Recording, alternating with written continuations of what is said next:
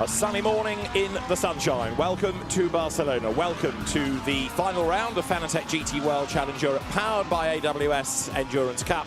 It is free practice, cars making their way out onto the circuit, and it's a big weekend, of course. Last round, it means the championship is on the line. David Addison and John Watson trackside, and the circuit, even though it's a sunny morning, it's a chilly morning, and the track getting busy already, John. There is a nip in the air. It's autumnal weather here in Barcelona, but a glorious morning and perfect conditions for this 47-car entry to go out and see what they're going to get, because this is a racetrack that has got almost a schizophrenic personality. It changes by the minute. And I can't imagine where I got that thought from. But anyway, it is a racetrack. You tend to chase the racetrack. These conditions will be matched tomorrow morning for qualifying for the 3-hour finale here in Barcelona. But later in the afternoon, that pre-qualifying session, totally different game altogether. Now, this free practice session, of course, is an opportunity for drivers to get used to what the car feels like, to get used to the circuit if they've not been here before. Yesterday, there were the 2 paid test sessions, so they're not compulsory, but most of the teams took the opportunity to go out. And there was also the bronze test at the end of the day. One car in strife yesterday was the Mad Panda Motorsport Mercedes.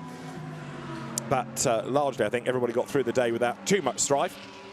We've got, as ever, 1 or 2 drivers on the bubble of behavioural warning point dramas. But this is a car to which much of the attention will surround, because it is one of the 2 teams that could be in the fight for the overall championship. Raffaele Marciello, Danny Juncadeo, Jules Gounon aboard number 88. Now, their rival is number 71 Ferrari, but there's only one driver in that can win the championship, because Antonio Fuoco is here, Daniel Serra and Davide Rigon are not. There's a clashing event in America this weekend, so we've lost 1 or 2 drivers to that, and therefore some different driver combinations. So it really is Antonio Fuoco versus this ultra-strong Mercedes lineup. Now, of course, Fuoco's not doing it on his own. He will have co-drivers, but out of the Iron Lynx Ferrari stable, he's the only driver that can win the championship. There's also, of course, the gold and the Pro-Am contests to look for as well when we get to 2 racing. We'll worry about that slightly more tomorrow. This is one of the cars that's gone well in gold. It's the Iron Lynx Ferrari of the Iron Dames, so Sarah Bovey, Michelle Gatting, and at the moment Rahal Frey at the wheel of the car. The Gold Cup leaders, Frederick Schandorf, Ollie Milroy, Brendan Arieb. Well, Brendan's racing in America today. He will be here tomorrow, so he's flying from America to Spain. And as long as he does qualifying, the stewards are very happy that he can take part in the race. The only other thing he needed to do, really, up until Sunday, was the driver's briefing. He's obviously had dispensation not to be there. But Brendan Arieb, hot-footing it from the States, will, we hope, be here tomorrow to qualify the car. Commitment with a capital C. Of course, he only has to do qualifying. 15-minute stint. He'll do a 1-hour stint behind the wheel, and hopefully he's traveling first class from sure he is. Wherever he is in America to Barcelona, and they'll have had a reasonable sleep overnight on board and can get here relatively fresh. At least he's got a time to rest from qualifying until the start of the race at 3 p.m. Sunday afternoon. Now, this session, as we've been saying, doesn't affect the grid. It's more about mileage. It's more about setup and cycling through drivers. It might be, for example, John, that in some car combinations you find one driver doing a lot of laps, other drivers not even going out at all. Well, a lot of them spent time yesterday on the track, and of course, as I did say earlier, the track does change dramatically from 9 o'clock or just past 9 o'clock all the way through later in the afternoon, then back again 9 o'clock here tomorrow morning. So I think you just have to cycle your drivers through, but primarily it'll be the pre-qualifying session this afternoon that actually is more relevant to what will take place tomorrow, because that session will start around about 2 p.m. this afternoon, whereas the event itself starts at 3, so similar track conditions. And I can't emphasize enough how much this racetrack does change, both with time and with track temperature. It is one of the most difficult tracks. You end up with a car you start in the morning and it's undrivable by the time you get to the afternoon. But the mistake you must not make is follow the track. Stick with a setup which you believe works, and then hopefully the race in part will come to you. Well, right now, and we are early in the session, it is a Lamborghini that is the fastest. It is Jack Aitken, who's done a 1:45.279. Now, talking about people being out there and doing the laps, number 32, we know, has already won the sprint championship. It's WRT's farewell, of course, as an Audi squad.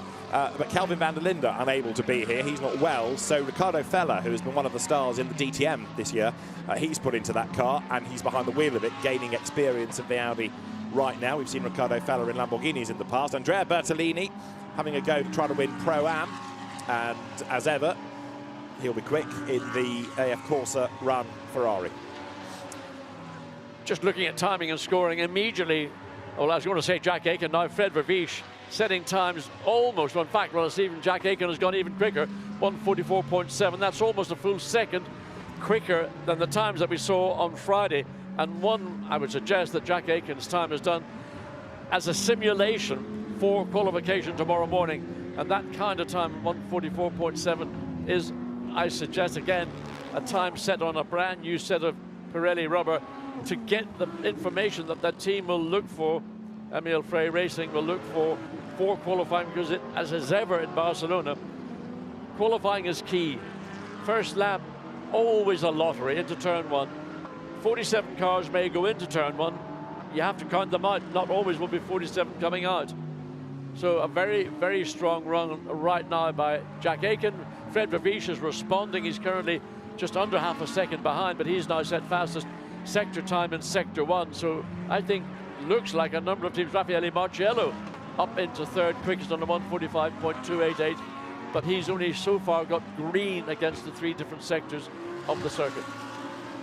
So this is Andrea Bertolini. He's not chasing the outright fastest time. It's, of course, a Pro-Am class position when we get to qualifying, when we get to racing, that he is concerned about, but he goes over the timing line now. Jack Aitken, as John has been saying, is the fastest on a 44. Andrea Bertolini, in contrast, getting the car sorted, ideally for his co-drivers. Andrea, pretty much as the pro, can drive anything, but it needs to be set up for Louis Machiels. This is another car that's been really good in the Pro-Am contest all season. 188, Alexander West, Miguel Ramos, and Enrique Chavez at the wheel. So a racetrack right now, which is a virtual simulation for tomorrow's qualifying, and still Jack Aitken, he's gone into the pit, so that was, in my view, a pure simulation of qualifying for tomorrow. Miguel Ramos, garage 59, and a little bit further down the field, currently 36th quickest, but somewhat irrelevant because they may be not doing what the front runners are doing. Their race is a different race. They're not looking for overall victory, they're looking for a class victory and class championship. What's relatively heartening thus far is that we haven't had any track limit warnings. This circuit has got, in a couple of places, those yellow sausage curbs put into the inside of corners to stop people cutting. Having been around the circuit last night, one of those corners they've just gone through. There's another one coming up where they're on the outside to try and stop people running wide. There you go, just as they head up the hill. And so the onus is on the drivers to stay off those curves because they know what damage they can do. Yeah, the curbs are there for a purpose. But of course, coming now down into turn 10 following Miguel Ramos is the revision that was made in 2021 to turn 10. It's a better corner than the previous version. So the track length has varied slightly. It's now 4.675 kilometers, 2.905 miles, and makes, in fact, very little difference to the time. The corner is slightly longer, but the track is slightly quicker, so one has cancelled the other out. Klaus Bachler has gone quickest overall, so the Porsche, for the first time so far this weekend, just 63 hundredths of a second quicker than Jack Aitken, but impressive, 1:44.677 from the Porsche.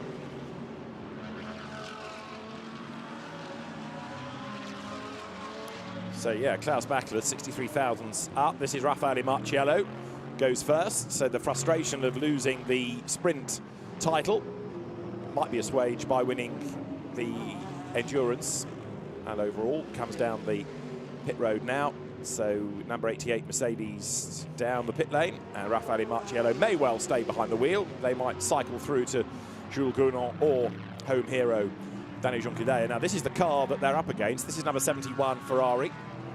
And Antonio Fuoco is the only driver that can win the championship, but another previous champion, Alessandro Pierguidi, welcome back to the championship. He is brought in, along with Alessio Rovera, the Italian GT champion, to help Antonio Fuoco go for the title. Well, it's hard to think of Pierguidi as super sub, but he's a really good man to have in your corner, isn't he? Every day of the week, you put Alessandro Pierguidi into the car.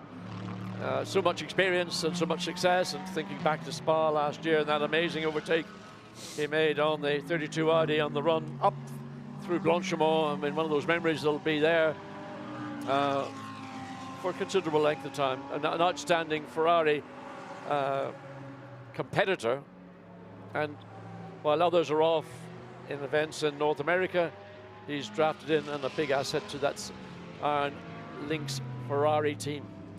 Of course, their season unravelled rather at Hockenheim, where there was that coming together between Fuoco and his teammate James Collado in the traffic, but as it turned out, the Mercedes didn't score either, so it means that they're both still on the same number of points they were before Hockenheim.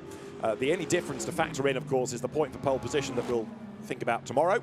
Right now, they're chasing setup, trying to make these cars as good as possible, and qualifying tomorrow, 9 o'clock, so what we have now, John, as a feel to the track, the temperature, really is going to be replicated tomorrow. Oh yes, I mean this is just a preview for what qualifying is going to be all about, and you know, track temperature, it's at a sort of a lofty 16.1 Celsius, ambient's only at 10, so these are, I say, ideal conditions to simulate what you're going to see tomorrow, and assuming the weather will be a mirror of what we have here this morning.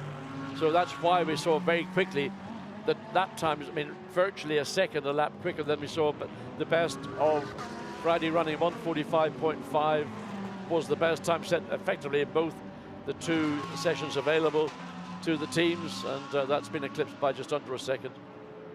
There's that very, very long pit straight, and you see how much of the pit exit is the other side of the white line before you can think about blending into the racetrack. Then you wriggle out of turns 2, 3 and 4, and it's quite a steep climb through this section. Doesn't really look it on the cameras, but it is quite steep.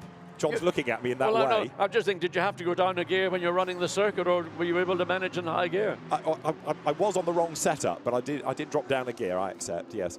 And then there's another steep climb up towards the Campsa corner, and then another climb, not quite so steep, up towards the Bank Sabadell up at the end of the lap as you look at the 911 Herbert Motorsport Porsche in the pits. The trick for this circuit, if you want to run it, is run it anti-clockwise. It is actually quicker that way if you're running. Thank you. You did tell me that yesterday before I set off. No interest other than just making the comment. Now, 51 Ferrari. This is the sister car to the yellow Fuoco. This, of course, again, could well be in the mix. Giancarlo Fisichella comes to join the mix this weekend. Miguel Molina and Nicholas Nielsen, the regulars, but no James Collado because he's off in America. And again, Fisichella, super sub. Well, you know, here's a car which can't win the championship, probably isn't going to be able to win the race because any points it's liable to score it would need to give to the yellow Ferrari of Fuoco.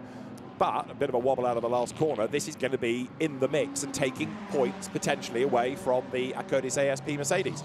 That will be the key and part why Fisichella's there. Yeah. Not in total, but this is going to be a spoiler to enable the 71 Ferrari to have the best opportunity to take the championship. And if Ferrari can get their two cars, the 51 and the 71, towards the front of the grid, then that gives them that opportunity to play that strategy out.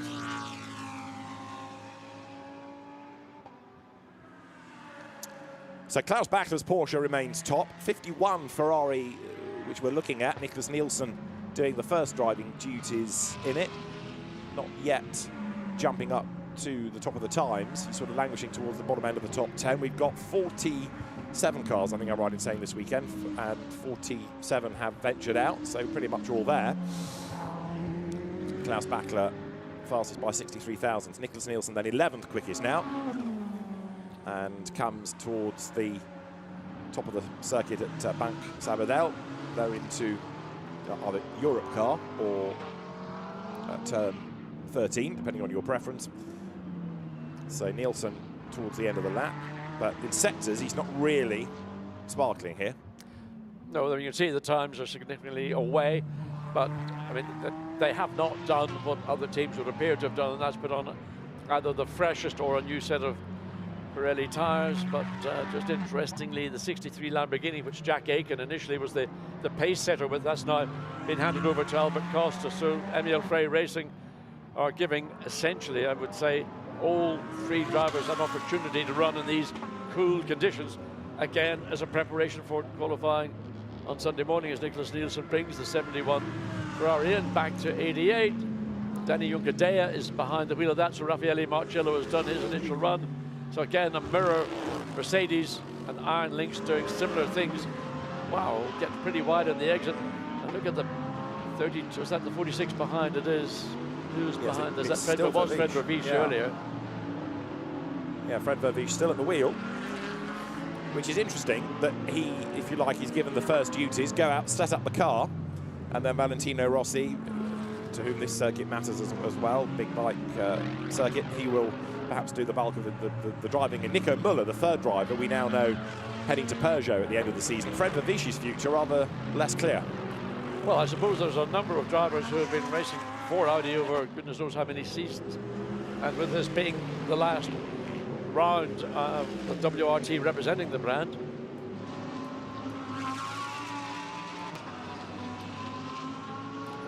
Danny Juncadella comes down.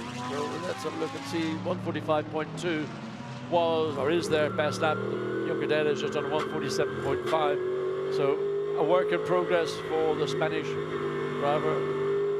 So on board, coming through that long turn 3. Careful not to run over wide on the exit, because that will also see another of the dreaded track limit penalties potentially into turn 4.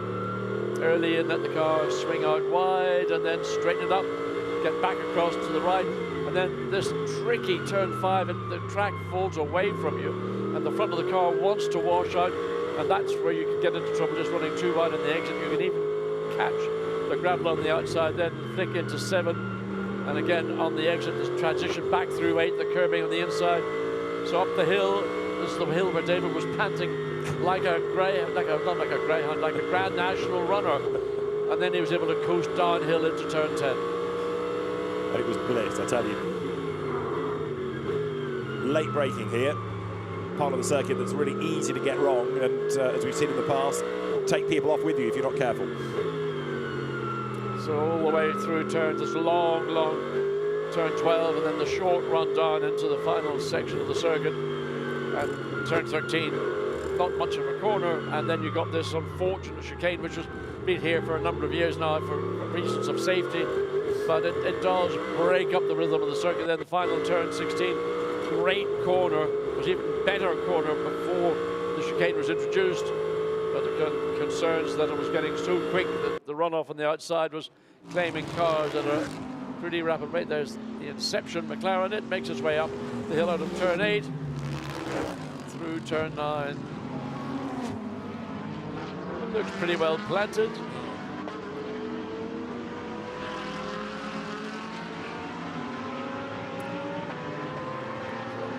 So number 7, Frederick Schandorf at the wheel of the Inception Racing McLaren, looked after by Bas Leinders.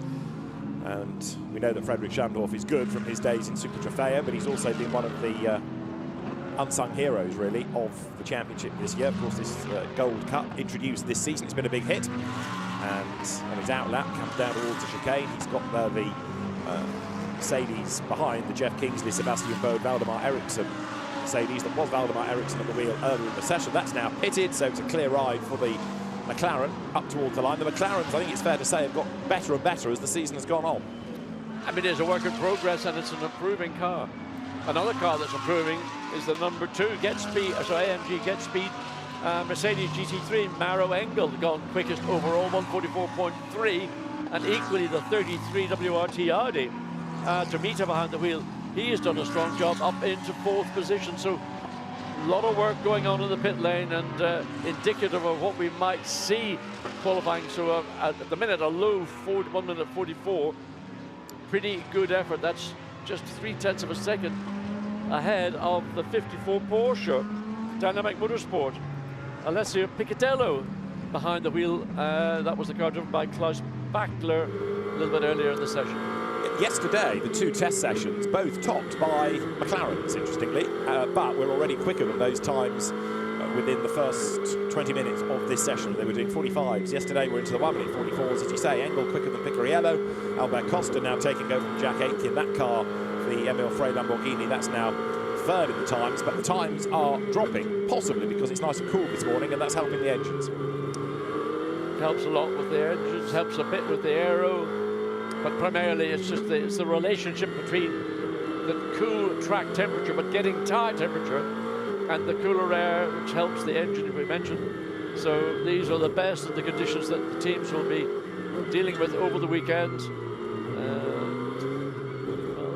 Schandorf, light just hitting the driver's eyes as he comes out of that chicane turn 15, then getting it lined up for turn 16, flat out through, then the long run down into turn 1, getting up to probably around about 260 kilometers per hour before you hit the brake pedal, and down 3 gears, and then launch it into turn 1. Be careful of the, watch for them, the sausage curves. If you overrun in turn 1, there are sausage curves, you can see them in the background, and they will not do the front splitter of the car any good at all if you have to ride over them. So Mauro Engel, who's had, by his standards, a fairly anonymous season, really, he remains the fastest in the session by 0.3, but Mercedes, Porsche, Lamborghini, Audi, 4 different brands within the top 4. Frederick Schandorf you're looking at as he continues to put the miles on the number 7 McLaren before giving over to Ollie Milroy, and then Brendan Arieb will have very, very little track time before he goes racing once he arrives tomorrow.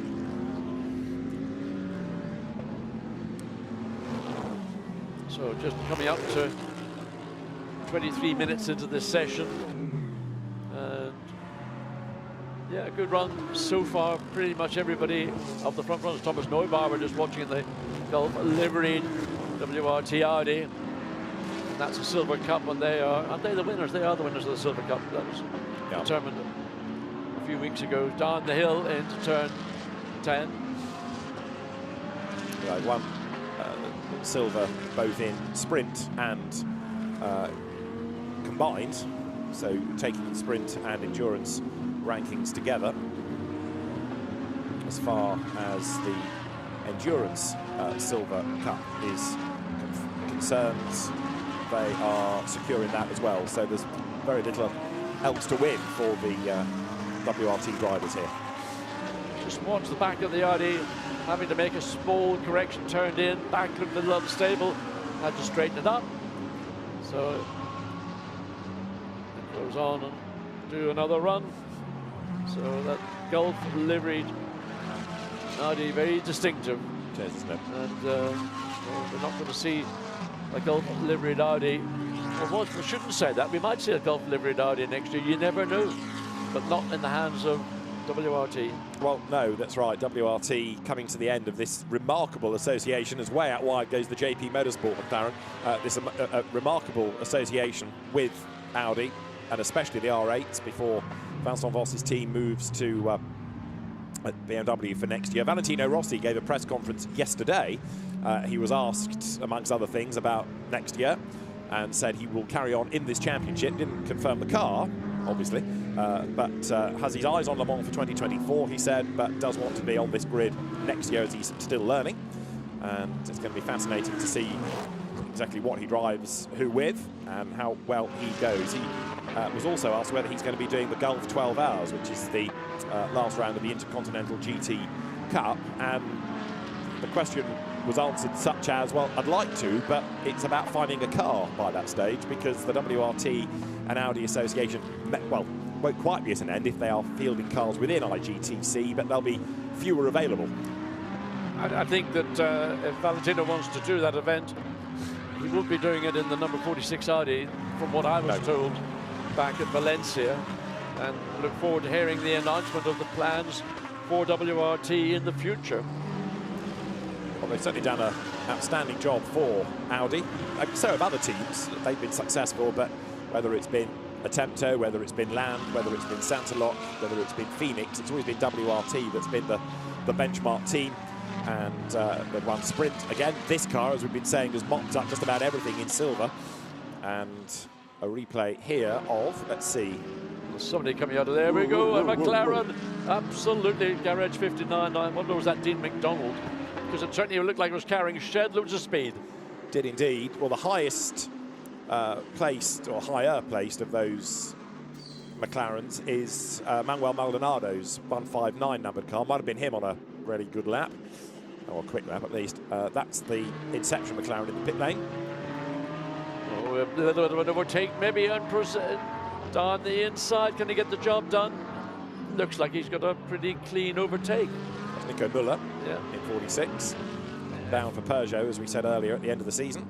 In fairness, I think the Garage 59, number 159, Maldonado, didn't really make a big issue of it, but just indicates that Nico Müller is here not just to make up the numbers. I mean, Valentino Rossi again saying that he was close to a podium at Hockenheim, as we saw. He'd love one by the end of the season, and Nico Müller likewise to round out his Audi association. Maldonado, now a British driver, got British citizenship, goes over the timing line, doesn't improve, but again, they're not chasing times out of all of this. What they want is set up. What they need is mileage. They could be doing anything, couldn't they? Scrubbing in tyres or putting brakes in, or they could be just working on setup or learning the circuit, doing a simulated race run, all sorts of things within this session. I'm watching the Audi again going through turn 3. There's instability in the rear, and again a small correction from Nico Müller. So pushing on right now in that number 46 Audi. He is currently 1, 2, 3, 4, 5th. The car is 5th quickest.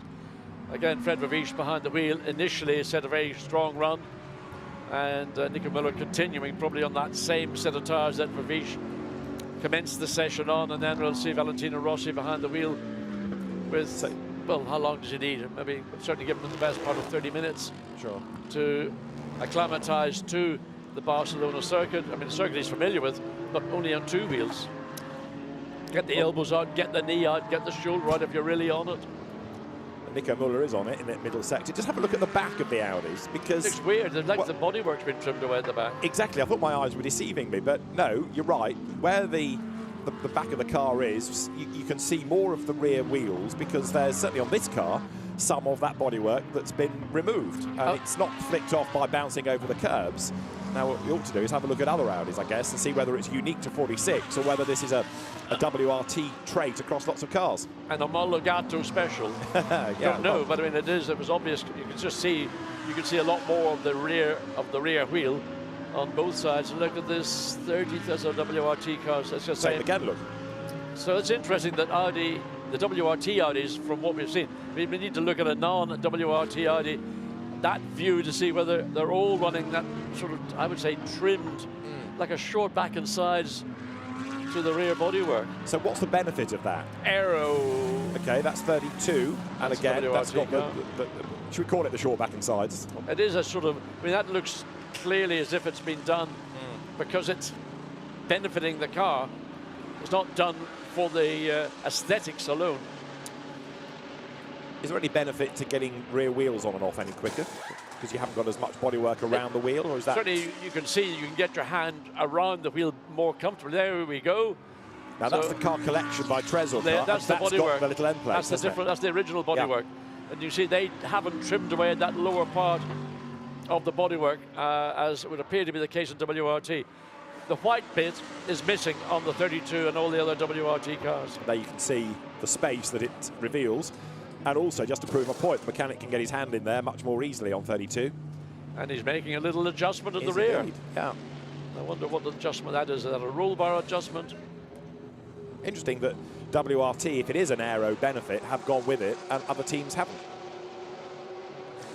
They might do after this session when they've had a look at the pictures. Now that we've shown them to the world, well, the car collection might think, hang on, why aren't we doing that? Sometimes by accident, you gain a benefit. And maybe in the previous event, there's been rear damage to the bodywork of the regular WRT cars. And the driver's come in and said, actually, the car handles better like this. And they went, well, that's the case, let's trim the bodywork off. There's another standard rear bodywork. Yeah, that's the Attempto entry, number 66, and that has, as you say, the standard bodywork on it. Marcus Winkelhock, Kim Lewis-Schramm, Dennis Marshall's car. Marcus Winkelhock at the wheel, and he's 6th quickest. So yeah, that's got the conventional rear end. We're not quite in short tail and long tails like we were for Porsche 917s, but there is the difference. I think that's a question for the pit lane to go down and say, what's better, a short skirt or a long skirt? Now, talking of the pits, let us go to the pit lane. Gemma Scott is down there. Dries Van Thor might be able to answer this question about the bodywork. The sprint champion out of 32 is with Gemma. We've been watching closely the rear of your cars, and all of the WRT cars seem to be missing a little bit of rear bodywork. Why is that? No, it's just because we have the flaps, and if we drive over the big curbs, we break them. So it doesn't make sense to break them all the time in the free practice, so we just put them on for qualifying for the race. I don't think it does a lot, but otherwise they keep breaking, so. Saves you breaking them, okay? Yeah, we don't want to keep breaking the car, so that's why we take them off. Fair enough, thank you. Thanks. We'll buy the answer for now, shall we? Well, I think, was his tongue planted firmly in his cheek when he gave that response? You know, if this is a simulation for qualifying, would you put then what I would call the more standard bodywork back on for the race if there's a vulnerability? I don't think so. No, I would leave it like that, race, qualifying, practice, whatever. Tongue-in-cheek answer, I would say. Yes, I mean, it was a good answer to try and deflect the attention, but I'm not sure we're going to buy that one, Dries, but it was a good effort. This is the car that's fastest right now, and it is the number 2 Mercedes. Stein Scotthorst has got into the car. Mauro Engel did the time, remember, earlier on. So this now is Stein Scotthorst into a run. And actually, he's gone pretty well in this car during the course of the season, having moved from Audis in which we'd seen him in seasons past, and has gone on with the job. So with Lukas Stoltz and Mauro Engel helping, the results have been good, but Scotthorst has held his own, so to speak, and has turned in some good lap times. They've just gotten on this morning with going very quickly. Mauro Engel's time still stands as the fastest single lap. We're now into the remaining 56 minutes of the session. So having done those very quick times early in the session, don't anticipate seeing a huge amount of purple for the remainder of this session from anybody in the 48 car field. Well, the principal front runners, I think, are pretty much set. So everyone else is now just going to go through the motions and then just cycle through the different driver options they have. Number 2 Mercedes heads for the chicane, tries to back out of it, let the traffic go. Getting pit lane speed limit warnings. Right, Scotthorst now goes for a time look because he backed right out of the previous lap, tried to let everybody get away from him, then he won't get caught up behind as he goes now onto a flying lap. Let's see how close he gets to a 1:44.3, which is the time set hitherto by Mauro Engel in this car. So he's already on the headlights, indicating that he is on a quick lap. He wants to make sure he doesn't get impeded, and he's going to catch up to the Audi probably into turn 4. If not there, it'll be turn 5. If not there, it'll be turn 6. And wherever around the racetrack, look at the traffic ahead of Scotthorst. He's got to, I mean, whatever he hoped to do on this lap is going to be immediately compromised. If he finds a way around the Audi, well, he's almost, I think, backed out of it coming through turn 4. There's not an awful lot he's going to be able to achieve by running close, by running 0.3 of a second down. Another car that's way, way off the pace is the number 19 Emil Frey Lamborghini, currently with, where's it gone to? Has it just gone quicker? Anyway, the 19. Giacomo Altway. Yeah, Altway, he was up, down on 40.30, he's now jumped up. So he's found pace, but a lap ago he was lingering down near the tail of the field.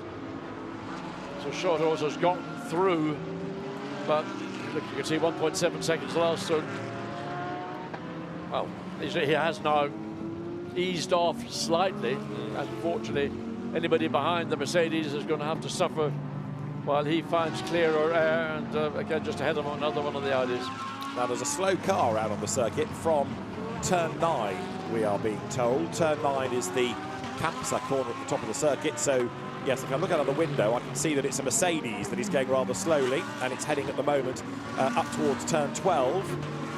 And that, I think, is it. Yeah, so number 5, Mercedes, is the one with the problem. This is the Florian Scholzer, Arjun Maini, Hubert Haupt entry, and it's Arjun Maini at the wheel of it. The white flag you see is the slow-moving vehicle on track flag. And when you buy a Mercedes AMG GT3, you get hazard warning lights included in the package. I mean, that's how thorough Mercedes is with their thinking behind a turnkey customer car. But you see how slowly Maini's having to go, because he didn't exactly skip, but he had to peel off the racetrack there, so he didn't impede people through the chicane. This is very, very slow coming to pit in. So the Indian driver crawls to the Haupt Racing Team part of the pit lane. Well, he's come in quicker than what I would call limp home mode, which is the de facto, if you've got a major problem, you'll come back at about 50 kilometers per hour. Valentino Rossi now behind the wheel, having been a bit of a joker in the pits when we had that interview with Dries van Thor. So Valentino behind the wheel, and 52 minutes of the session remaining, so lots of time for the MotoGP World Champion as the sister car, the 32, goes on. Who's behind the wheel of that one right now? 32 is Weerts. There he is, 12th quickest. So they can't win this championship, but they could win the race and go out on a high. They've won the sprint title. And Charles Weerts, again, his future is going to be interesting, because with his father, one of the big investors in WRT, the team is part of the Weerts group. It'll be interesting to see, you know, where Charles goes with WRT, which program he is dropped into for next year. Rides the curb there. I suspect, I don't know, but I just suspect he'll continue in a GT3 product. I don't know which one it'll be. We've got a pretty good idea what it might be, but nothing has yet been announced. So I would assume that he'll continue with GT3, and as WRT expands its portfolio and goes into prototype racing, then maybe opportunities will arise for Charles Weerts, and I think that's what Valentino Rossi was alluding to about racing at Le Mans in 2024. And in fact, and during a conversation with Vincent Valls, the de facto boss of the WRT team, he did point out that actually Valentino's progress this year has been significant, but it's such a tough championship, maybe it hasn't been observed as much as it should have been. Yeah. And Vincent Valls said if you put him into an LMP2 car, he would fly. But this championship is just so tough. It's really difficult to sort of be a standout amongst such great drivers we have. And Valentino was admitting that yesterday and saying it's hard to find those little tricks, those nuances that people that have done GT3 racing for season after season after season know so well.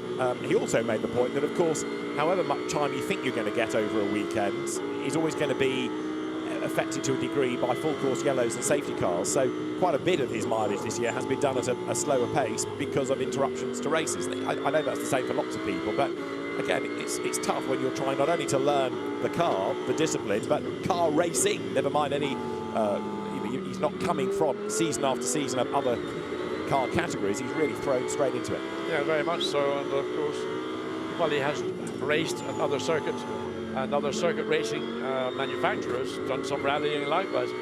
When you make a commitment to this championship or these sprint and endurance championships, you're jumping into the deep end.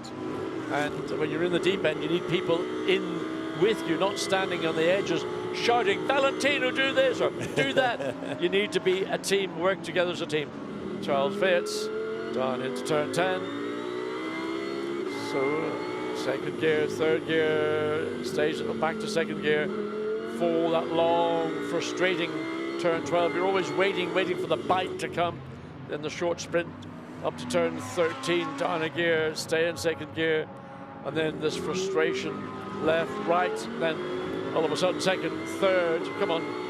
The tracker's a bit slow, so we're probably in fourth gear by now, pulling fifth, so we'll be up to, again, around about, we think 258, 260 kilometers per hour. Top speed is always useful, but on a circuit that's a very aero-sensitive circuit, ultimately top speed in itself isn't going to be the quickest way around. You need to have the balance of aero and grip and speed not just focus on straight line performance. Dries Vanthoor looks on in the pit box. Jules Gounon has taken over 88 Mercedes, but is in the pit lane at the moment. And 48 cars, the slowest of which, surprisingly, is the Barwell Lamborghini. But again, we're not necessarily looking at representative times. Alex McDowell, Jordan Witt with James Dorlin sharing that car. To the pit lane comes the Porsche here, which is 56. That's the sister car to the one at the back that was going well. This is the Mikkel Pedersen, Marius Nack and Giorgio Roda car. And that is a little bit further down the times. Another car which I'm surprised is so far down, 30 years quick, as Dan Harper in the junior BMW, the sister car to this, Rover Racing. It's all the way down. Well, it was all the way down. It suddenly leapt forward as well. Yellow's in sector 2. Somebody's off the road. So there is the Rover BMW that booms past the pits. Philip Eng returning to the team this weekend and has just gone quicker, 1:45.466, Philip Eng. And that's the reason for the yellow. There's a car in the gravel going up through turns 7 and 8, and I have a feeling this is going to be a stoppage because that's right on the lip of the road. It could be one of the JP Motorsport. It's one of the McLaren of sorts. Yeah. It looks like one of the JP Motorsports. So can he get any traction whatsoever? And it's difficult, and he's a bit buried in there. The right rear will be more buried than the left rear. It's Christian Klein. Well, Christian Klein, I thought he would have known a bit better than that, but there we go. We don't know the reasons why. May have been another car. You can see the skid marks. He never really even attempted to take the corner. Red flag. A red flag indeed. So probably the wisest and the most expedient decision, get the car removed. It's only just in the gravel, so it'll not take long. Let's look and see. It's all on his own. All on his own. Strange. Yep. Just too much speed into the corner, seemingly. Just the back end, just when he turned the wheel, the back end didn't follow, and it just snapped around, and Christian Klein was reversing into the gravel. Just couldn't quite get the car slowed down enough before it became embedded, as we look into the garage of the 88. So it shouldn't take long to get that out of harm's way, should it, really? There'll be a quick retrieval, I would have thought. Yeah. And the clock will keep on ticking, with it being free practice. That's 88, which is Jules Gounon that brought the car in. And his best lap is a 1:45.288, as against the Mauro Engel top time of 1:44.366 at the moment. Teams busy themselves in the pit lane as we get set for the resumption of the session. Now, have a look at this race vision powered by AWS graphic. Driver consistency. This takes a 5-lap stint, any 5 laps, but 5 consecutive laps, and looks at who is the most consistent across them. Riccardo Fella, who is new to number 32. There it is, the thank you legend on the front of the Audi. Alessandro Pierguidi in Ferrari number 71. Christopher Hauser, metronomic as ever, Audi number 12. Then Valdemar Eriksson, the Mercedes driver, and Hubert Haupt, patron, is another consistent driver. But not only are the times consistent, they're also very evenly matched, those 5. Yeah, I mean, it's a very interesting statistic, but of course, first of all, how many drivers have done 5 consecutive flying laps? How many have done 5 flying laps where they haven't had to back out of doing a flying lap because of traffic? So well, that's well done, Christian. Give you top marks for throwing a shed load of gravel. The marshals are going to love you for that. So I hope that that gravel is quickly swept away before this red flag is withdrawn, and we can get back to about 45 minutes and whatever of the session, just halfway through the session, in fact. So a little bit of a mini break for everybody. Back into the pit lane. I wonder, will that affect your 5-lap consistency pace or not? Yes, because now you're going to have to get back up to temperature, aren't you? But again, you can have a look at those as a reset in due course. It's 46, which is Valentino Rossi. Comes down the pit road and will be looking for the mileage. Of course, the circuit might need a bit of a sweep. Dare one say a clean after Christian Klein's moment, but that gravel that, as John pointed out, has just been hurled across the road. Probably needs to be swept out of the way before the race director, Alain Adon, is ready to release the cars back onto the circuit. And we're just about at the halfway point. Yep, there we are. Marshals kick the gravel out of the way rather than sweep. Would have thought a broom would have been better than just kicking the gravel, but what do I know? Well, normally brooms are part of the equipment that would, with the recovery vehicle, but clearly somebody hasn't put the brooms on board. So, yeah, a lot of kicking going on. And Christian Kleen has just made it to the pit lane, so the road is clear in terms of errant cars. Now it just needs the gravel removing. Marshall's back on post, then we're going to be good to go. We've already seen this car with Manuel Maldonado doing good things behind the wheel a bit earlier on.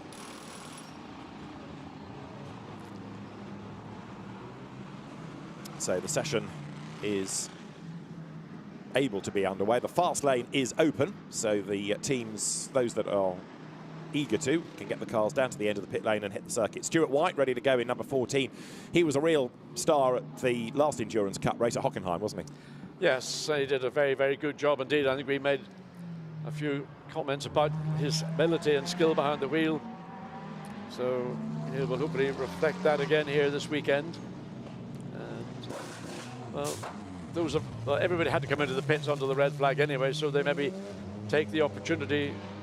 I think that's Christian Kleen's car being pushed back into the garage. We saw that gold and black McLaren, so that might be the errant Christian Kleen.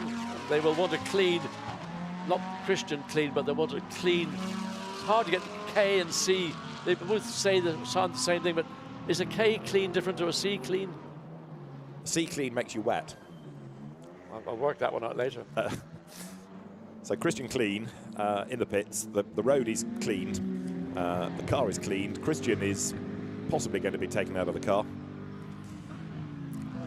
And 46 is on circuit. So Valentino Rossi then now makes his way through the first sequence of corners, most of which are sponsored corners, but inevitably for a modern day circuit also have numbers, but not necessarily proper names. The repaired Panda is on track as well. Yeah, Sean Walkinshaw behind the wheel.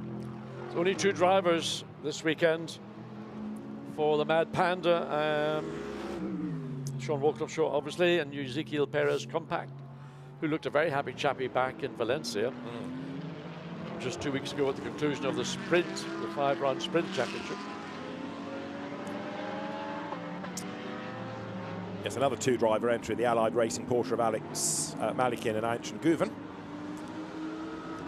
So the 20 makes its way up through turn. John Logie, Valentin Pierberg, Dominic Baumann behind the wheel. Now Baumann, interestingly, has given away some points because when he drove at Spa, he was in a different category. I think he was put into gold. His regular co-drivers carried on in Pro-Am, and that means that he's on a different number of points. And so what he has done is give away some of his points that he scored, so he can be on the same number as his co-drivers, and therefore they can win as a team, if this is making sense. So the stewards and the sporting board have agreed to that. And so as far as the Pro-Am contest is concerned, Dominic Baumann then will be in the mix on the same number of points as Valentin Pierberg, but they are doing quite a lot of chasing, because first of all they've got to overhaul the West Ramos Chavez combination, and then also overhaul Louis Macchiel's Andrea Bertolini and Stefano Costatini in number 52 Ferrari. I would wonder on pace of those 3, which is going to be the quickest. I know what I would sort of intuitively think, but of course intuition and the stopwatch never always marry together. Yeah, I mean, each car has got a real star driver. It's then looking at the pace of the AMs, isn't it? And getting a handle on the relative speed of the amateur drivers. So the Mercedes, which is a good car for the circuit, powers its way up the hill.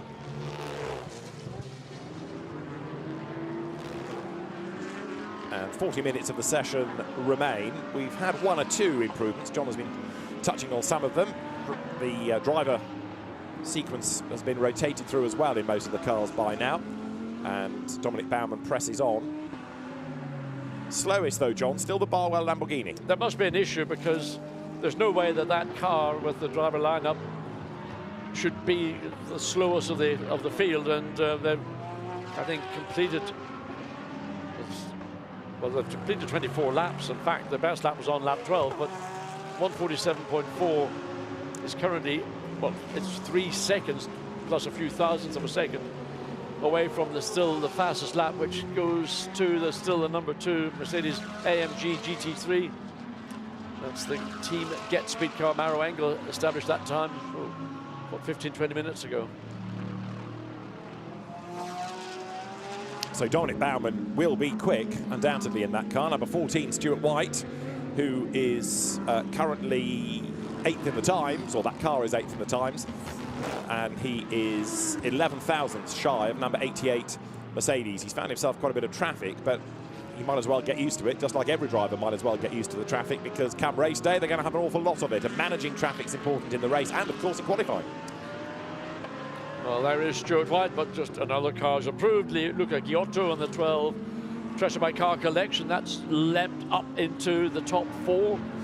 So on sort of, there are occasional little sort of blips, and we haven't been seen many significant changes in the top 10, but that is a significant one with Giotto up into 4th position in that number 12 Audi.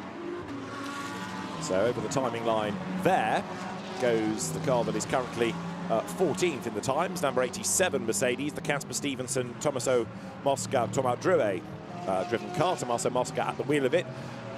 In 10th is Stuart White, goes through, so dropped back a touch on that lap as others have been going quicker. Luca Giotto being 1, and Aurelian Panis oh so close to a sprint win in Valencia, but he's just gone up to 4th fastest in the Santalok Audi. Yeah, that time set 1 lap after the time that Giotto established. So Giotto's down to 5th, Panis up to 4th. So, well, that isn't Stuart White, that's an Audi. There's Stuart White. Yeah, it was Panis ahead of him on the road, wasn't it? So the red Audi just up the road was Aurelian Panis. That is Stuart White looking for a second, effectively, to put himself right up at the pointy end in that car. He's just under a second shy of the top time. But again, it depends what the team are doing, whether he's on new or used tyres. He's way up onto the curb there, onto the sausage curb, which will unsettle the car slightly. And Valentino Rossi is being shown currently as 6th. Was that the car or Valentino? No, that's the car. That'll be a Vavige time or a Muller time, won't it? I think a Vavige time from earlier on, right at the start. Valentino's last lap was a 47.3, so there's more to come from him, bearing in mind that they, of course, getting into a stint again after that red flag. The other principal competitor, the 88 Acutis Mercedes AMG GT3, is either they're playing their cards very close to their chest. Their best time of 1:45.2, which is again 9/10 of a second away from the fastest car, which is another Mercedes AMG GT3. Wow, it takes a lot of energy to get all that out in one breath. So expect to see towards the end that Marcello will find a time much closer to that of the quicker of the 2 Mercedes. Gemma from the pit lane, who apart from looking at aero for Audis is also on birthday cake watch, tells us that Stuart White turned 21 yesterday. So having celebrated his 16th birthday driving here as well, he's celebrating his 21st, so a good result in silver would certainly be a good birthday present. Aurelian Panis in the Santalok Audi, currently 4th quickest. As we were saying, one of the real stars of that second race in the wet, dry conditions in Valencia, oh so close to a win. Valentino Rossi's last 3 laps, incidentally, all in the 47s, so they're consistent, but they're not as quick as they need to be to really get up to the pointy end of the order here. I'm assuming he's doing what I would describe as a simulated race run more than a simulated qualifying run. So I think that reflects more what the race pace with a lot of traffic on the circuit is going to represent, rather than that single go out Valentino, see if you can knock the number 2 Mercedes off its current provisional quickest time. The other question mark is what happened to number 5 Mercedes, because I think it's back out again. I think its last lap was a decent one rather than the slow in lap, so whatever it was, it's just coming back in the pit lane as I say that. You look at Panis going over the line, but parallel to him is the Mercedes coming into the pit road. Aurelian Panis goes by. That lap, a 46.228, so second and a half slower than the car was doing earlier on. We don't know whether this car's got a load of fuel on. I mean, I can't see the benefit of running fuel in a session in these track and ambient conditions, because it will not have any real bearing on what we're going to see come either later this afternoon or certainly in tomorrow's 3-hour endurance event. So maybe just a set of tyres that are coming towards the conclusion of their optimum performance. I like that, optimum. Reminds me of a former team manager. Everything was optimum. Dare we ask? He actually got a phone call from him the other day. He misstyled. Oh, hello, it's me. It's nice to feel wanted, John, isn't it? I didn't feel wanted in the least. But good memories nonetheless. Now, 33 minutes of the session to go, and Luca Stoltz has now taken over number 2 Mercedes. As you look there, at 57, Luigi Ferrari at the wheel of the Winward Racing car. Although it says Jens Lieberhauser, the timing screen says transponder issues, driver is Ferrari. So we'll go with Ferrari as the driver of the Mercedes, if you see what I mean. So Lorenzo Ferrari at the wheel. And Lucas Auer has been the star driver in that car all season, of course, the nephew of Gerhard Berger. The Sky Tempesta Mercedes has just crawled to the pit lane as well. Not seen very much of that this morning, but it's been out on track. And Eddie Cheever brings it in as 57 carries on. Well, further down the field, in 41st position, Runauer in his Porsche has made an improvement. And still, you know, bringing up the tail, I do not understand what's happened to Barwell, where that pace has vanished to. It's back in the pits. I mean, that doesn't necessarily mean there's a big issue, and it doesn't have as many pit stops next to it as other cars. It could just be as easy as get the drivers through on old tyres, give them a bit of mileage. The car seemed to be okay in the bronze test yesterday. James Dorlin drove it, amongst others. But, yeah, at the moment, that car not delivering what you would anticipate from it. To the pit lane comes then 57, the Winward Mercedes. Another of the cars that runs in the Gold Cup. He was doing a sort of simulation pit lane entry there, coming as quickly as he possibly could. Then the demarcation line where you've got to get down to 50 kilometers per hour, rigorously enforced. There's Juncadella. Is he getting out? I think he is getting out. So who is behind the wheel? Is it Raffaelli? It didn't look like his helmet. Oh, it says Juncadella. So who was getting out?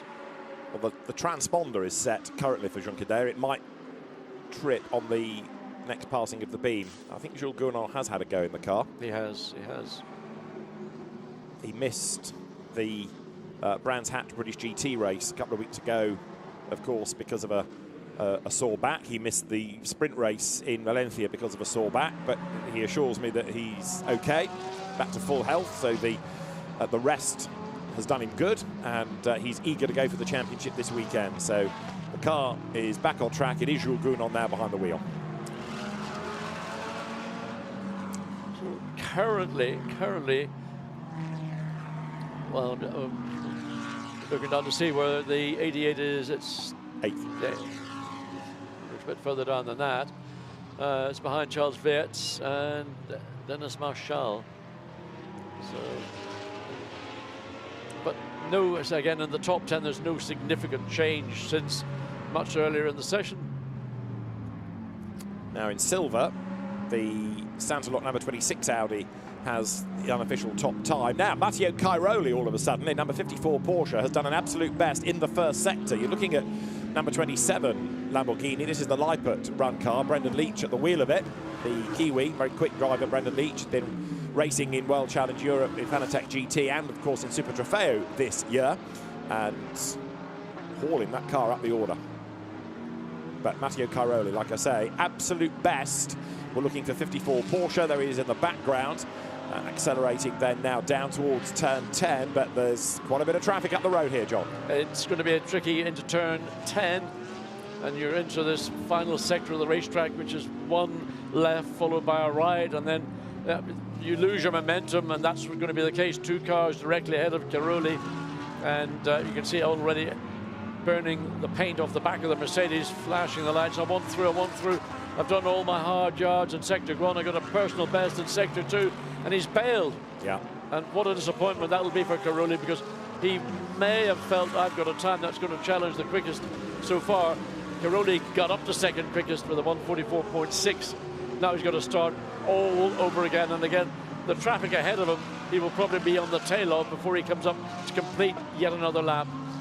Yeah, he backed out, as we saw, gave away 3 seconds within that last sector. Now, the car is about to go into turn 3, and this is where Dan Harper has been the fastest. This is turn 3, BMW 1 and 2, the Dan Harper junior entry from Philip Eng's Rover liveried car. Christian Klein's McLaren, the 3rd fastest, tying on a speed with Matteo Cairoli in this Porsche. And then Matej Blazek, who quite regularly appears in these speed trap graphics by being fast and brave. He's also on 199 kilometers an hour. And turn 3 is a sweeping corner that climbs and climbs and climbs. So 200 kilometers an hour through that. That's impressive. Well, that's certainly a good speed at the exit of the corner, because it, as you say, it goes on and on and on and on. And oh, whoa! Caroli just about kept the Porsche's tail in check as he shines. And again, the back end steps out, turning into turn 9. So in the space of 3 corners, twice as the back end felt like it was going to get away from Caroli. And again, he's got Gugno.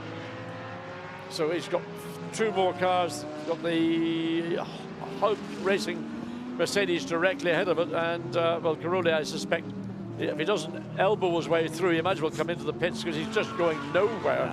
He's wasting whatever rubber he's got. Yeah, he's down in both of the earlier sectors anyway, isn't he? So yeah. Yes, you're right, he might as well bail here. But you can see the frustration in the car from the way that he's been monstering the traffic, from the way that he's up and down the curb, and he pits. Yeah, I mean, it just, to me, a no-brainer.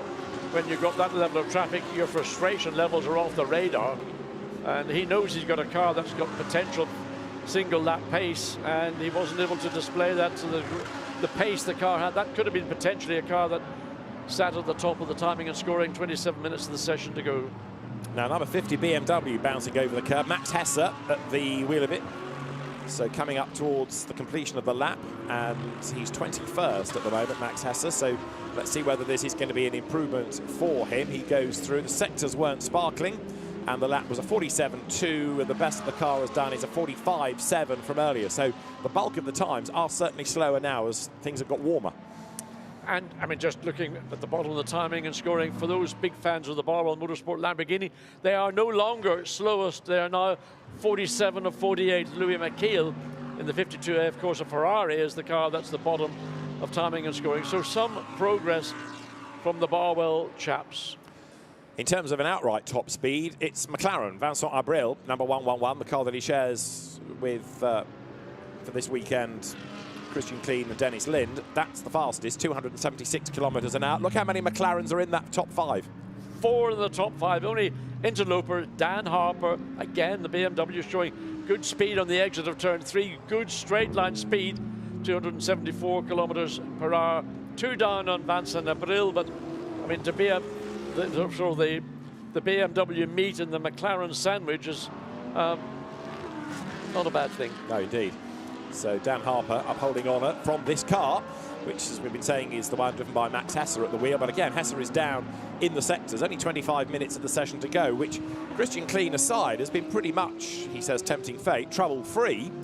And it is Mercedes, Porsche, Lamborghini, Audi at the moment, the order. And interesting, isn't it, that the Audi order, if you like, goes Santa Lock, Car Collection, and then WRT. Again, that's a sort of question I think Dries van Thor could probably step up to the plate and give us an answer to. Not necessarily the right answer. He might have bited the tongue in his other cheek when he answers precisely. Number 71 has just had a finger wag for speeding in the pit lane. The Alessio Rovera, Alessandro Pierguidi, Antonio Fuoco, Ferrari. Fuoco at the wheel. Rear wing. And, yeah, an Audi off the road. Now that is that cause or effect? It's 33, Maxime Robin. That's up on the entry into turn 9. Yeah, it is. Ooh, that's an unusual place to see a car. It looks like it's spun, hit the wall, doesn't it, to damage the rear wing, but we'll try. That's actually not turn 9 at all. That's out of turn 3. That's out of turn 2 into turn 3, so whatever's gone wrong, whether the rear wing has failed and that's why the car's there, or whether he has clipped something and damaged the rear wing. Again, the car looks like it isn't going to move under its own power, so will we see a second full course red flag to retrieve that car? It's not in a great place. Let's watch and see. Well, just suddenly, oh dear. Well, that was a little bit strange because the car never really came through turn 2 and the back end stepped out, and then it sort of just took a lunge. So, well, trying to it get it did going, move momentarily. Whether they can or push the car back behind a gap in the safety wall. Not quite sure whether the driver wants to drive it back or the marshals want to push it to safety. Or whether it can be driven back, because as you say, it sort of lunged off the road. Now if it had a failure, and that's why it went off the road, that's going to affect whether it can be driven back or not. So we're under a yellow flag in that first sector, and that I think is going to herald people's arrival in the pit lane, because you can't improve your time anyway while there's a yellow out there. What are you going to achieve by staying out? Well, Matteo Caroli's still on board the dynamic Porsche, and red flag. Yeah, not surprised, not surprised. Quick and easy way to get the car to safety, and ultimately the least amount of time lost. So camera pans around, and that's the view.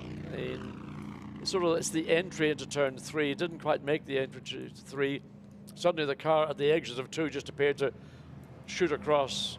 Whether he caught the curb and that's what speared it across, or whether there was something we can't determine the cause of, but certainly it doesn't seem the car going to be able to be pushed away, so it's going to take a recovery vehicle, and that's going to be at least 5 minutes, I would imagine, by the time they get there, get it hoisted up, and then cleared.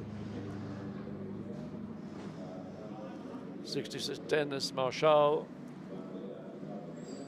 in the attempt to racing. So Marshall is, so he's 7th, 8th position. So the Attempto Audi, another car that went very well, both at Hockenheim and Valencia in recent rounds. That car is being attended to, ready for what's left of the session. In comes 99, the sister car, which is the silver entry of Marius Zug, Nicholas Schurl and Alex Acker, son of team owner Arkin Acker. And there the WRT Audi is going to have to be lifted, so it does look as though there's more than just rear wing damage. It suggests there's some suspension problem there. Yeah, it could be that. Could possibly be transmission. I don't know. I mean, it certainly was weird the way the car through turn 2. Then whether he rode one of those sort of sausage curbs on the exit and the car just snapped, and but the damage to the rear wing. How he got the car rotated to damage the rear wing, or whether that was the cause of the incident. We didn't have a good enough view to see if that was a rear wing issue or the rear wing was damaged as a consequence of what caused it to spear off the track. But we did see earlier on number 5, Arjun Maini, slow to the pits. We understand that yesterday the car broke a timing chain case, and rather than it being replaced, it was a repair, and it may not have been repaired quite enough. So that might explain why the car coasted to the pit lane. Nico Muller leans in to have a word with Valentino Rossi to explain that currently that car is 6th fastest. And again, this is the frustration that Valentino has, because he wants the mileage, and here he is sitting in the pit lane because somebody else has, out of the same team as it happens, gone off the road and stopped the session. Yeah, he just needs time, and I think when over the winter break he can digest what he's learned this year and look forward to what will be coming for 23, and hopefully we'll have opportunities, pre-season testing, and you make the progress that he knows he wants to make. Look at Chris Froggert's eyes, heavy browed, and well, where's the 93? Well, it's outside, it's up, and it's in the top 35 as I lean across. So that's been a tough year for the Sky Tempest at Mercedes. I think when they moved from the Ferrari to the Mercedes AMG GT3, they were considering they might have more performance, maybe more reliability, more consistency, and it's been a bit of a sort of a mixed bag in terms of all three of those qualities. And what's going on here at Barwell? Because, as you say, the car isn't last, it's penultimate, but not displaying, possibly because it's on old tyres, possibly because there's a plan. They don't want to go too hard too soon, but you would have anticipated the car to be higher up the order. I think everyone's had a go behind the wheel, and so maybe now we're going to see that car start to up its pace. 1 or 2 going down to the end of the pit lane because the fast lane is open, so we're not far off getting the session back underway. Well, in yesterday's morning session, they were 26th quickest, Sandy McDowell did that time. And where were they then? Let me see where they were in the afternoon session. They were further down, they were 41st. They did a 1:47.1 in the afternoon, as against a 1:47.1 this morning. But they did a 1:47, so they're basically running the same pace they ran yesterday. So they haven't really, if they're looking to make progress, they haven't made progress in terms of improvement in lap times. The lap time is pretty consistent over the 2 sessions yesterday and this session so far this morning. As you see, we are back up and running, so 18 more minutes of free practice, which is this open opportunity for teams to do what they want, for drivers to use the session as they see fit. Maybe towards the end we'll start to see people think about qualifying, but there is of course the pre-qualifying 90-minute period to come later on in the day as well. So that's when all the simulations really can be done.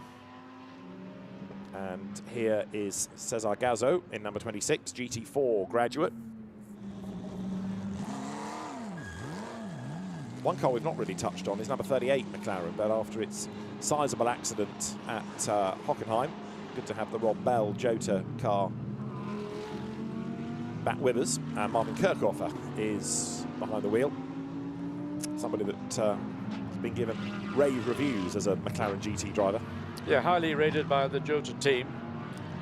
They like the natural pace that he's brought. Here's another man with oceans of natural pace and doing the selfish thing. Of course, he's backed off and doesn't really care about who's behind him. So Mirko Bortolotti, currently they are the car, the 63 Emil Frey Racing Lamborghini, is 3rd quickest. That was a car that had a time set initially by Jack Aitken, then by Alberto Costa. Now Mirko Bortolotti having a chance, and he certainly was seeking that clear lap. So let's wait and see the first sector time for Bortolotti in this particular run. 16 minutes and a little bit remaining, so an opportune time. I think if he's got a clear lap ahead of him, and it looks as if it is reasonably well, he's going to catch that traffic before he gets, I suspect, to the conclusion. But sector 1 will be indicative of, well, it's showing 4.471 of a second away, so that's nowhere near the pace the car has shown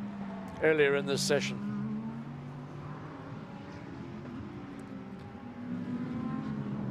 Now, what about others that you can anticipate to go quicker? Norbert Siedler in the other JP McLaren is 46th out of the 48. And oddly, having praised the car for its successes this year, the Gulf Audi is currently only 42nd in the times. So that car is another one that's quite a long way down. Up towards the 3rd sector then comes number 63 Lamborghini, Mirko Bortolotti at the wheel of the car that's 3rd fastest, as we've been saying. It was quick early on with Jack Aitken. Albert Costa, eager to go well on home soil, has been going rapidly as well. And that car then now down towards that chicane. 15 minutes on the clock still. Right, so Mirko Bortolotti's got to really reset, start all over again. So this lap is not a challenging lap, 1.8 seconds. So there are the group of cars that he saw, and he's backed in a sense out of, and now he's got to have to deal with the same scenario once again.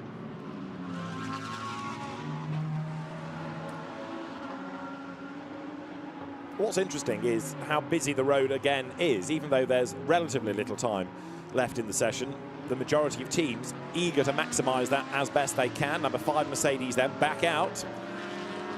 Arjun Maini has got the car further up the order as well, so he's now 13th in the times. Jordan Witt's taken over 77, the Barwell Lamborghini, but still that's not really doing what we anticipated for times. No, it's not. It's the 52 Ferrari, Louis McKeel behind the wheel, still has jumped up 2 places. So it's now the Barwell Lamborghini at the tail of the field, followed by Norbert Siedler in the 112.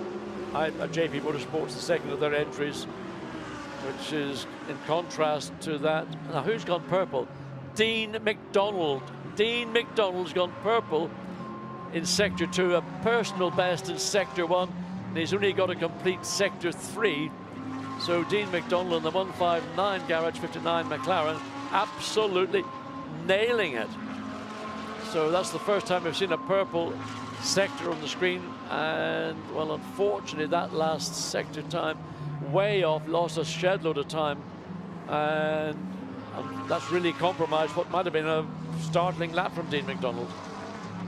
But it does show intent, doesn't it? So Dean McDonald, who's been another very, very impressive driver this season, one to watch. Lucas Stoltz then goes through. There, 71 is Antonio Fuoco once more behind the wheel. So this is the man who might be champion. It's going to be a tall order, you've got to say, given how strong that Mercedes has looked all season. But we know that Fuoco is fast, and we know that Rovera and Pierre Guidi are fast as well. Plus, 51 can get up there and help. Yes, Curtis ASP has other Mercedes, but I wouldn't necessarily say that 88 can expect help from its teammates.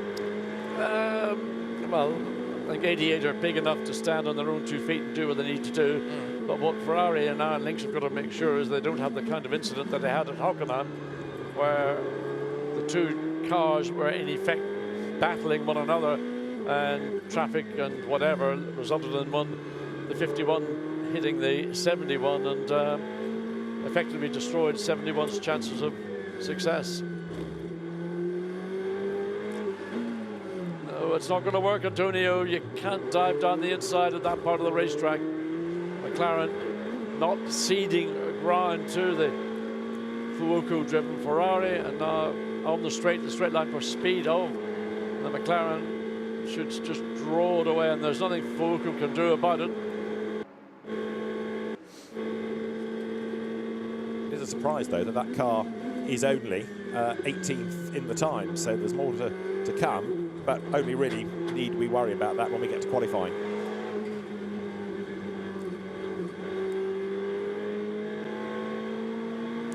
So you can see that the Ferrari, it looks as if it's got more bite and grip coming off turn 3, dives down the inside into 4, and he'll be pleased. That was a relatively straightforward overtake for the Ferrari driver, and he continues on his way with a clearish racetrack into turn 5, and the front of the car responds, the back follows through,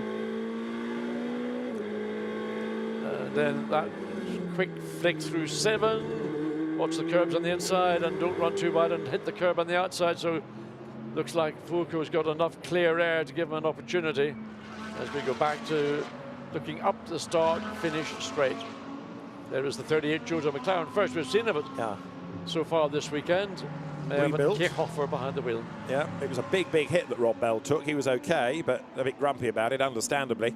And yeah, Marvin Kirkhoffer, another convert from single-seater racing.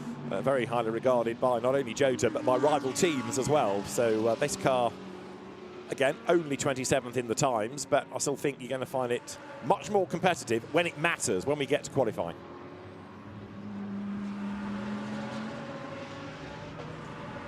Well, so Kirkhoffer with 10 minutes to go, turns downhill. Again, turn 5, turns in, has to straighten the car up again to get back onto the throttle and then run through 6. 6 isn't a corner. 7 is a challenge, because if you get it wrong, it compromises the exit through 8, and then you lose the drive up the hill into turn 9. So that combination of turn 7 and 8, easy to underestimate and easy to overdrive, especially on the entry into turn 7.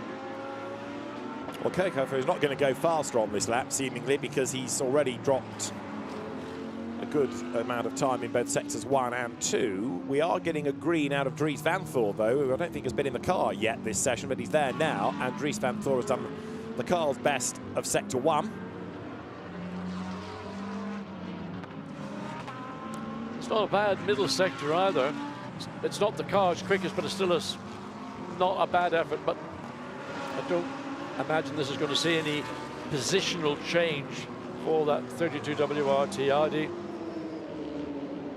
Kirkhoffer comes across start-finish line, followed by the 98 BMW Rover Racing.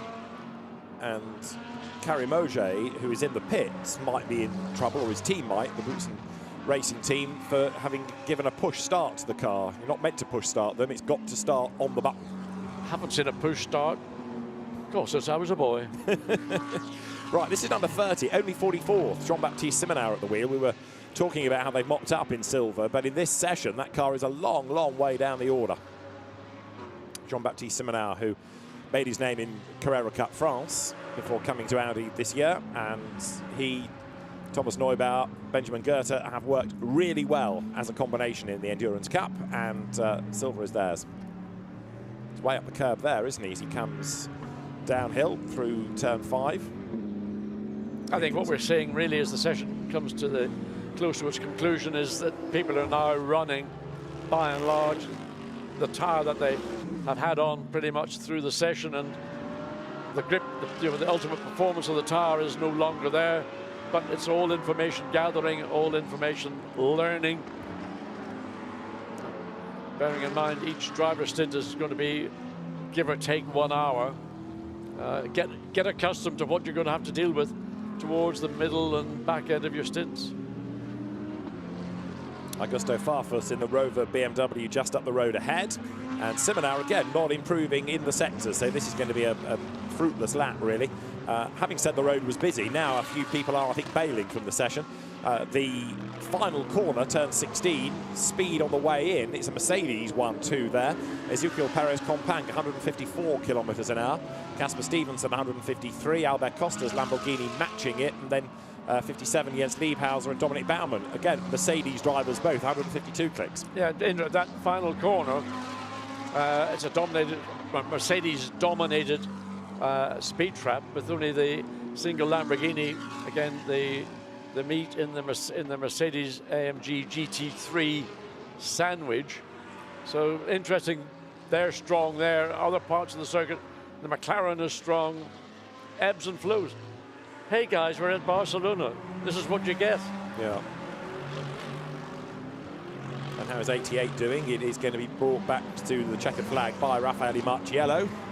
So he started it, they've all had a go, and a flying lap after a pit stop nets a 1:46.9, 1.7 seconds down on what he did earlier on. Valentino Rossi has just given the car to Nico Müller, incidentally number 46, and Nico Müller has brought it back to the pit lane. So let's ride on board with Marcello. Doesn't leave very much on the racetrack. This is the entry of the long turn 3, and it opens up at this point, and you need to be careful not to overrun, not get too wide. Then the short run down into turn 4, get the nose in early, then begin the release process of the steering wheel. Car runs out, and then here's the exit there, then back across to the right, on the brakes, into turn 5, way off the apex, no front end bite, really there for Marcello, and then just makes his way through turn 6, watch into 7, looks better there, the car looked better through 7 and 8 than it did through certainly turn 5, up to turn 9, again gets the car positioned ideally, perfect exit, now the run down the hill, and this is the part of the racetrack where David was able to draw breath on his running lap of the circuit last night. Then into turn 10, the revised turn 10 that was introduced in 2021, and I think Marcello is not really charging, he's got traffic ahead of him, you can hear the throttle, he's backed out of it, so he's just going to cruise through 3 cars directly ahead of him. So now, is he going to reload and try once again? Comes through the final turn, but traffic rejoining the track, and the Mercedes pulled off. That's 57, isn't it? Now, has that just come out of the pit lane? It has not, but it has stopped on the circuit. Gets going again now. That's the car that Jens Liebhauser is behind the wheel of currently. Good news is the road is clear again, so that looked like a sort of stop, system reset, go again. Yeah, I think it was something clearly was reset. So the car collection Audi goes ahead of the 51 Ferrari. And yeah, it's a busy part of the racetrack right now. And anybody who's got an intention of trying to go and set the fastest single lap of the session is going to really struggle to find clear track space to do so. Bit of a twitch there also from 57. 911, another car in the Gold Cup. Alfred Renauer is at the wheel of it. The twin brothers, Alfred and Robert Renauer. And this car is currently third in class. In fact, the one that's fastest in gold is the one that caused the most recent red flag, Maxime Robin having been off the circuit. Number 33 Audi, the Robin brothers, Ruggero Tomita Audi, quickest in gold, but then hors de combat. So the Porsche turns uphill. And Renauer then out of turn 12, short straight, into 13, drop downhill, into this fiddly chicane that very, very few drivers like. You can't really overtake on the inside, and it just breaks up the flow of that last part of the lap, doesn't it? It does. I mean, the reason the chicane was introduced was to reduce speed into turn 13, and in part for car racing, but actually a lot of it was also for motorcycle racing. In fact, the motorcycle events did not use that chicane for a very long time, and then tragically there was an accident at turn 13, and they felt then, look, let's stop being a little bit crazy, let's go and follow the what is effectively the Grand Prix circuit layout. So the original turn 13 is still there, but it's no longer used, certainly for any high-level car racing, and I think for high-level motorcycling either. So Cesar Gazo heading to the checkered flag because we've only got 2.5 minutes left. This is the chicane, and really there is one line. It's not like some chicanes where you can use it as an overtaking opportunity. If you get stuck behind the car there, you are stuck. Onto the pit straight comes Gazo. He's got the Dynamic Motorsport Porsche behind, as you can see. Porsche's going well this morning, or at least the Klaus Bachler, Matteo Cairoli and Alessio Picariello entry is, because that's second.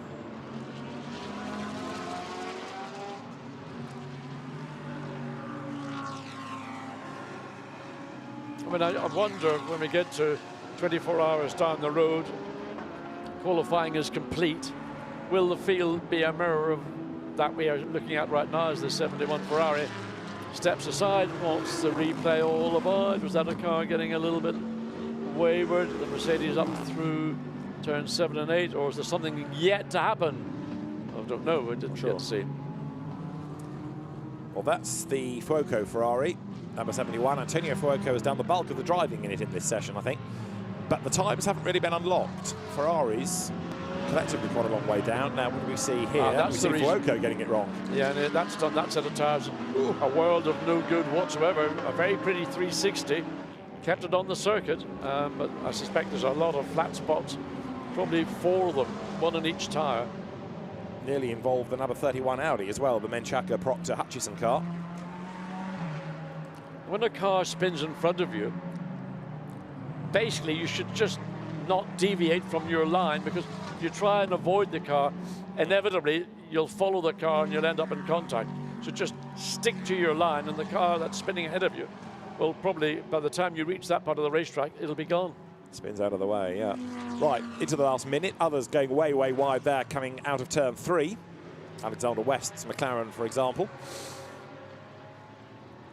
Luca Stoltz in the car that's fastest, thanks to Mauro Engel's early time. He's already pitted, so quite a few are starting to, as it were, call it a session. Pit early. But an interesting mix of car at the pointy end, John. Mercedes from Porsche, from Lamborghini, then a raft of Audis. You've got 5 in a row, 6 in a row. Then Mercedes, Lamborghini, and then McLaren. I mean, I said whether that'll be the lineup after qualifying tomorrow. I mean, certainly what's clear is that the number 2 Mercedes AMG GT3 set a stunning pace, but there are others equally set stunning paces. Just maybe it's a bit like that Morecambe and Wise show where they were playing a bit of music, and actually, while it sounded wrong, they said, well, all the notes are there, they're just in the wrong places. And maybe what we're saying here is all the competitors are the correct competitors, they're just out of their regular positions. Yeah. We've got all the right competitors, not necessarily in the right order.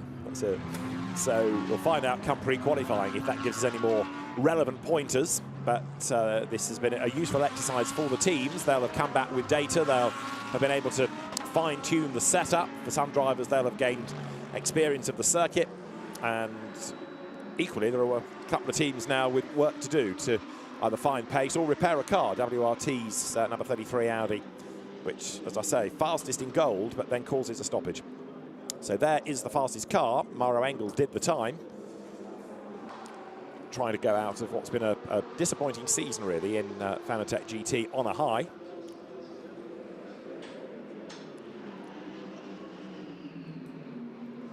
And Mirko Bortolotti, just to make the point, hasn't yet had a win for Emil Frey, so he would like to win for every Lamborghini team he's driven for in this championship, so he wants a good weekend as well.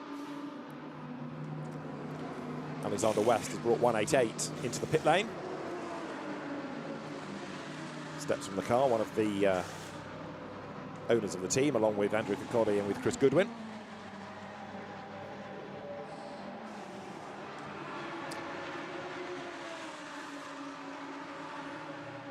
And as the AGS events, Loris Kabiru Lamborghini goes through the shot. This is Cesar Galzo, who is in the 4th placed Audi, therefore fastest in silver, but I think that was an Aurelian Panis time, wasn't it? Yeah, that was set midway through the session. Panis did a very good time indeed. We saw Luca Giotto jump up to 4th at that point, then suddenly Aurelian Panis just eclipsed him, and so those two Audis very close together. Fred Verviche did a couple of end-of-session laps in number 46, which, again, slightly surprises me. I know that Fred is quick, and it might be that they wanted to see what could be wrung out of that car, but it always strikes me as odd that in a session like this, they're not using Valentino Rossi lap after lap after lap, when he's, in a sense, complaining that he doesn't get as much mileage as he would like. I mean, I don't know the reasons why the team would have done that, other than they just want to then confirm what Valentino's being saying, or his observations and comments. So you put in the established, recognizable Fred Verviche, who could go out and say, yeah, the car has changed a lot through the session. Or no, the car's actually fantastic. And a big long silence thereafter. Well, Valentino Rossi will be back behind the wheel, like they all will, come pre-qualifying. There's the damage, number 33. It's been returned to the team, so it's been whacked at the back, and as you look at a damaged car, it's also the fastest in its class, thanks to the earlier efforts of the very quick Japanese driver Richiro Tomita and Maxime Robin clanging the tar barrier. See the rear wing knocked from its mountings. That one's into the, I would say, the biffer bin. Well, whether the actual carbon fibre part of the wing is repairable is questionable. Certainly the wing mounts, I think those are going to be scrapped. And, well, it is the last event that WRT will be representing Audi. Indeed, after what has been an amazing association for a decade of great success. So, at the end of the session, it is Mauro Engel for the AMG Team Get Speed Mercedes AMG squad that tops the times, partnered by Luca Stoltz and Stein Scotthorst from Klaus Bachler, who did the time with Alessio Picariello and Matteo Cairoli. Then Jack Aitken, Albert Costa, Mirko Bortolotti's Lamborghini 3rd, Aurelian Panis doing the time for 4th, and Luca Giotto 5th, with Fred Verviche 6th, the board number 46. Then Reicho Tomita 7th. That's the gold class leader. The silver, incidentally, was Aurelian Panis, just to make that point again. 8th fastest, Dennis Marshall, Kim Louis Schramm and Marcus Winkelhock, ahead of Charles Wirtz. And then only 10th, Raffaele Marciello, Danny Junkadea and Jules Gounon's Mercedes. Keep on scrolling down. Another car that was going nicely, number 91, which was the Allied Racing Porsche 25th. That's one of two driver entries, that car, Alex Malikin.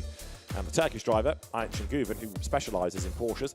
In the end, the Christian Clean Vincent Abril, did Dennis Lind ever drive it? McLaren, a long way back, only 27th, and the Rob Bell, Marvin Kirkhoffer, Ollie Wilkinson car, about 28th, up to 29th in the end. Jean-Baptiste Simonal Hall, the Rothgo Audi. Further down the order, the Iron Dames, another car from the Gold Cup, that was 33rd, and the Inception McLaren, 2 drivers today, 3 hopefully tomorrow. That was 42nd fastest, with Frederick Schoenhoff and Ollie Milroy splitting the driving today.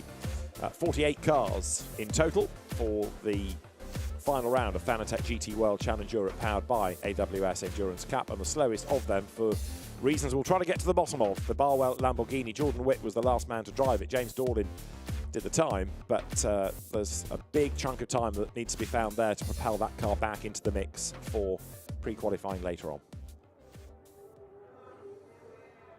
So in the hills above Barcelona, Montmeló, the Circuit de Catalunya, echoing to GT cars this morning. Let's look back at what went on in that session as the cars headed to the circuit with one or two drivers eager to get out there. Other teams just working to a plan, releasing the cars when they felt it was the right time. Charles Weerts, who won the Sprint Cup 3 years in a row, was at the wheel of number 32 Audi. And Christian Kleen had this blues that brought out the first of two red flags. Dominic Baumann in the mix in Pro-Am for the SPS Automotive Performance Team. Antonio Fuoco fighting for the overall championship. He was another spinner late in the session. Had this big lose coming out of turn 9, and around he went, very nearly getting in the way of the Audis. Only 10th fastest, number 88, the championship leading Mercedes of Raffaele Marchiello, Danny Juncadella and Jules Gounon. And we'll see what pre-qualifying has in store for us this afternoon. Thanks for your company this morning. We'll see you later from all of us here in Barcelona. It's bye for now.